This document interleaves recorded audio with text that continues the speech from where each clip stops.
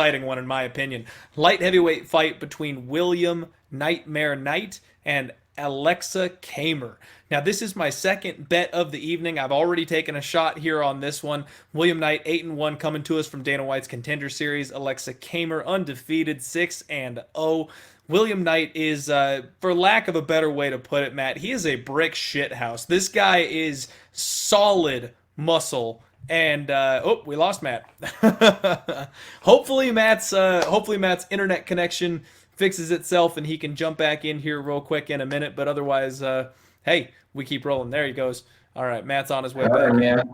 There we go. Got you back. I'm glad it was a short one. It's raining for the first time in 6 months in Vegas.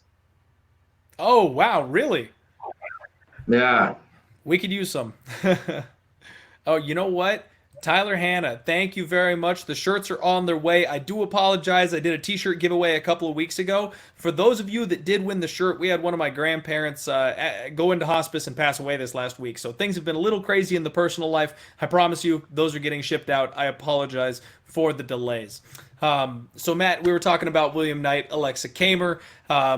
William Knight is just, like I said, for lack of a better way to put it, he's a brick shithouse. This guy has solid muscle, 250 pounds, cuts down to 205, and he is just a murderous power puncher. This guy is defensively solid and just waits for his moment, and when he gets it, he can put just about anybody down.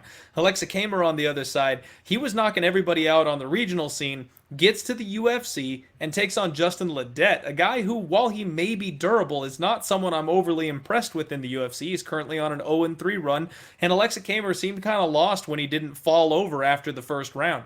He does have some flashy striking, he throws lots of spinning stuff, lots of kicks, but he's extremely hittable. I took the shot on William Knight. He was plus 155, I believe.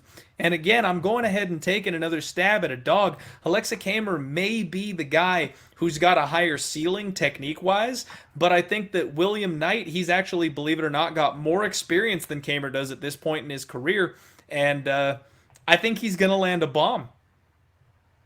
Yeah, the only thing that made me a little hesitant here is that gym in Independence, Ohio is sort of the highlighted American gym on this card. And we see it more and more often now where these guys, these gyms try to get 4, 5, 6 fighters on a card so they can all train together. They can really have these great camps. It's especially become highlighted during COVID or the pandemic where you don't necessarily have the ability to move around as much and have the same amount of training as before. They try to do these larger camps and then send a bunch of fighters to a card. And that's kind of the camp highlighted here. I mean, throughout the entire card, we're going to constantly revert back to this gym and continuously talk about it. And Camur's one of the prize young guys at that gym. I mean, they're really excited about him, what the future is for him. I love Knight. And one of the things, people talk about regional fights and what they mean. And while I do like the strong style fight gym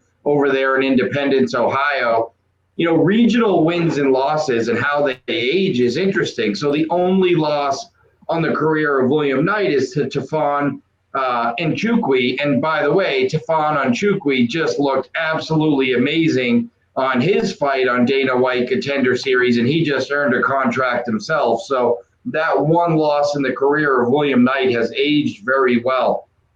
It's very rare that you see guys at this weight class,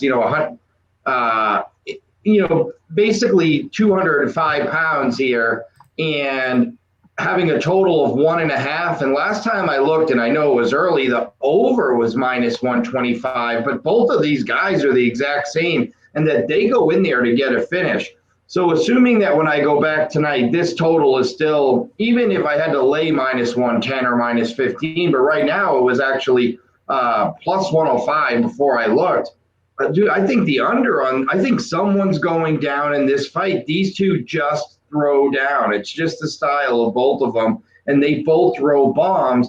And as Nchukwi showed, I'm not saying that, that knockout, Knight is chinny or anything, but when you have bombers like that at this weight, it's same thing. It's almost heavyweight. I mean, these are big, big guys. I think this one ends pretty quick. Okay, I like the take, and honestly, I can't disagree with you whatsoever here. That plus 105 is still hanging out there. It looks like, and my only concern with that is that Knight has proven to be durable.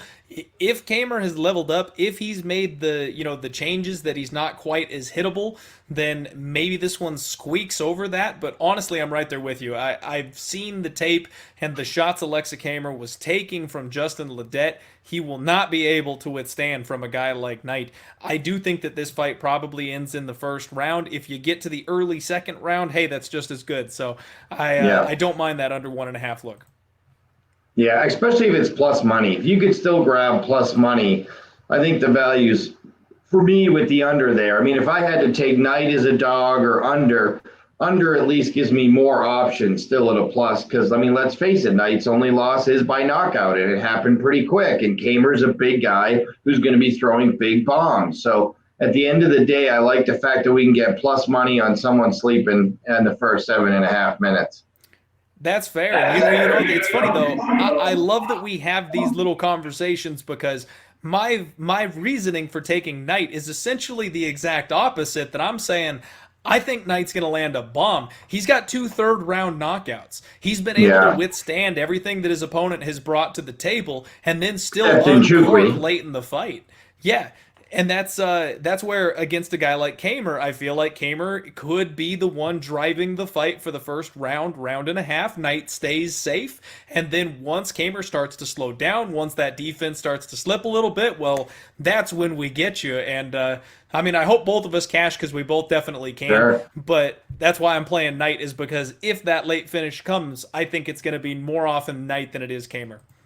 And look, we're coming off another card with a bunch of finishes again. But one of the things to keep in mind for this card for bettors that like to play totals like I do is we're back to the 30-foot octagon for Fight Island, and we're out of that 25-foot smaller octagon they use at the Apex.